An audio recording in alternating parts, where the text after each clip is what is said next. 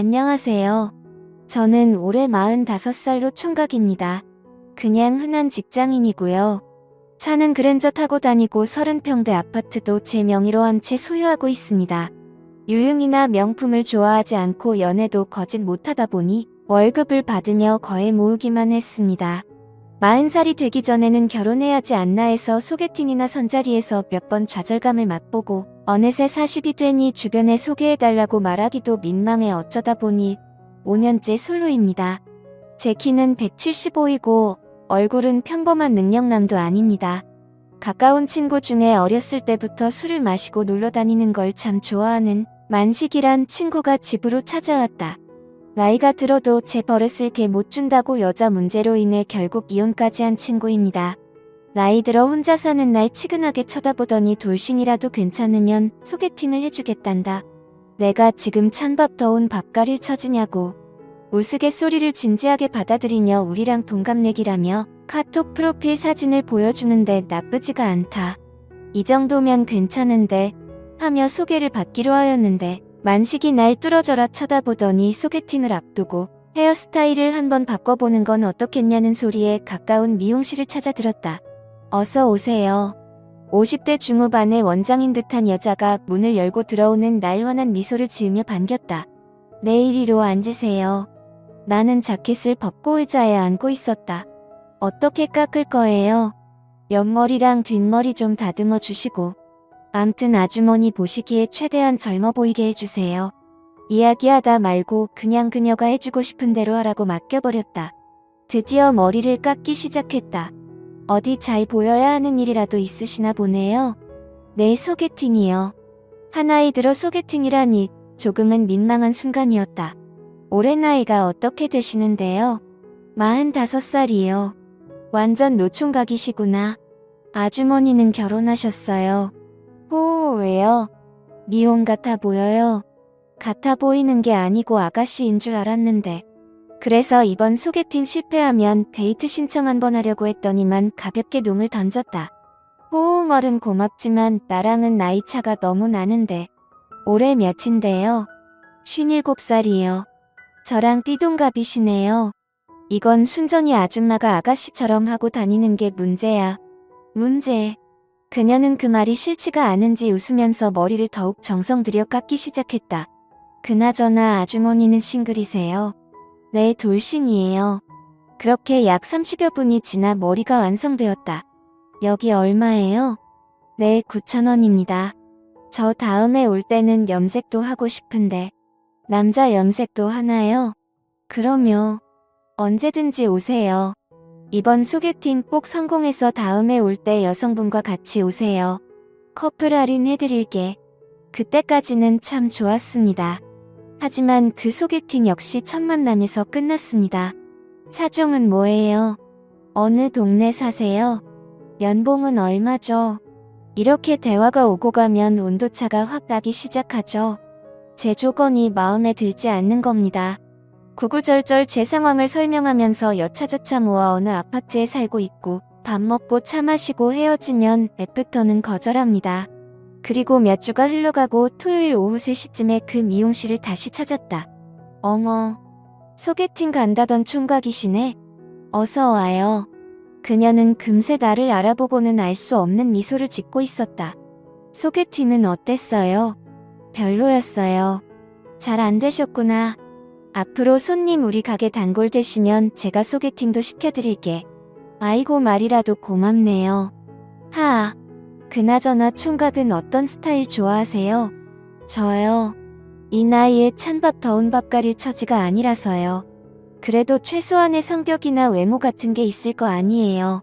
외모는 원장님 정도면 충분할 것 같은데 성격은 다혈질이나 고집불통의 똥고집만 아니면 될 것 같고 그 말에 그녀는 싫지 않은 듯이 배시시 웃고 있었다. 전처럼 자르면 되는 건가요?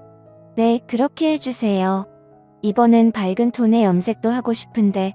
네, 손님. 알아서 모시겠습니다.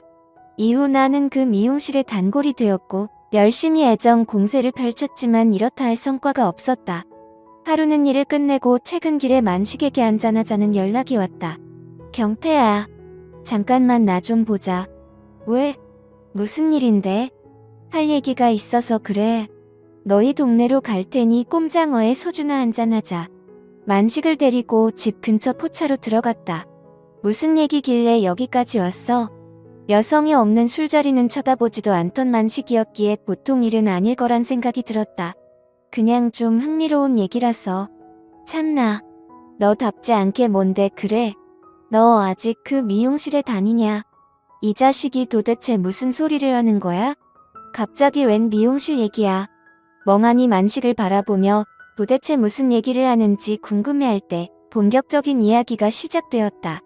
이 여자 나이가 몇인데? 우리랑 띠동갑이니깐 올해 57살이지. 그래? 그럼 확실하군. 뭐가? 좀 시원하게 얘기를 해봐. 만식이 들려준 이야기는 이렇다. 얼마 전 친구들과 나이트에 놀러 갔다가 부킹한 여자랑 2차를 나갔는데 엘리베이터 앞에 왠지 낯익은 여자가 서 있다라는 것이다. 그때는 그냥 그런가 보다 하고 별 생각 없이 지나쳤는데 그날 오후 이상하게 낯익다는 생각에 그 여자가 누굴까? 곰곰이 생각해보다가 드디어 생각이 난 것이 바로 우리 동네 미용실 아주머니라는 것이었다. 정말 미용실 아줌마가 맞아? 확실해. 맞아. 100% 확신해. 안 그래도 오는 길에 확인했어. 그 소리를 들으니 왠지 기분이 다운되었다. 다음 날 미용실을 찾았다. 어서 오세요. 그간 잘 지내셨죠?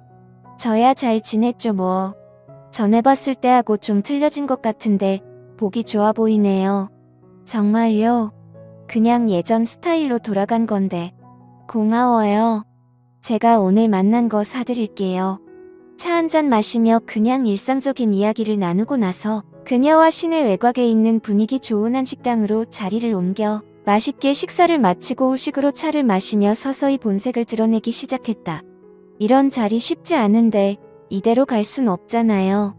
이 차 괜찮죠? 저야 좋죠. 호우. 이 차로 자리를 옮겨 본론을 꺼내기 시작했다. 그런데 혹시 얼마 전에 나이트에 간 적 있었어요? 아, 있었어요. 그날 고교 동창생들을 오랜만에 만나 뒤풀이 겸 혹시 거기 오셨었나요? 아니요. 제 친구가 거기서 봤다고 하길래 순간 움찔했던 그녀가 어색하게 웃으며 대답했다. 아, 그분 제 친구 신랑이에요. 모임 끝나고 잠깐 하실 얘기가 있다고 해서. 근데 그날 일을 왜 그리 꼬치꼬치 물어보시는 건데요? 그냥 좀 섭섭해서요. 순간 당황하는 그녀를 바라보며 마지막 카운터펀치 같은 말을 날렸다. 남친으로 저는 어때요? 진심을 담아 그녀에게 고백을 했고 우린 결국 연인 사이가 되었습니다. 여자친구는 57살에 저보다 12살이 많답니다. 하지만 연상과 사귀는 거 그리 부담되지도 않았고 힘들지도 않았습니다. 세대 차이가 아주 조금 난다는 거 말곤 그리고 친구들과 자주 만나 놀러를 다닌다는 거 이제 본론을 얘기해 보겠습니다. 나이 차이 때문에 항상 둘이서만 시간을 보냈었는데 올해 초 여친 아는 여자 후배 한 명 그리고 내 친구 만식이와 함께 넷이서 4박 5일로 제주도를 다녀왔습니다. 그런데 그 여행을 이후로 만식이란 친구와 둘이서 밥 먹으러 가고 클럽까지 같이 가네요. 저도 없는데 말이죠. 최근에 제가 일이 바빠지면서 밤 늦게까지 일을 했어야 했거든요. 처음에는 제가 못 놀아주니 제 친구와 노는 거 나쁘게 보지 않았고 그러려니 했어요.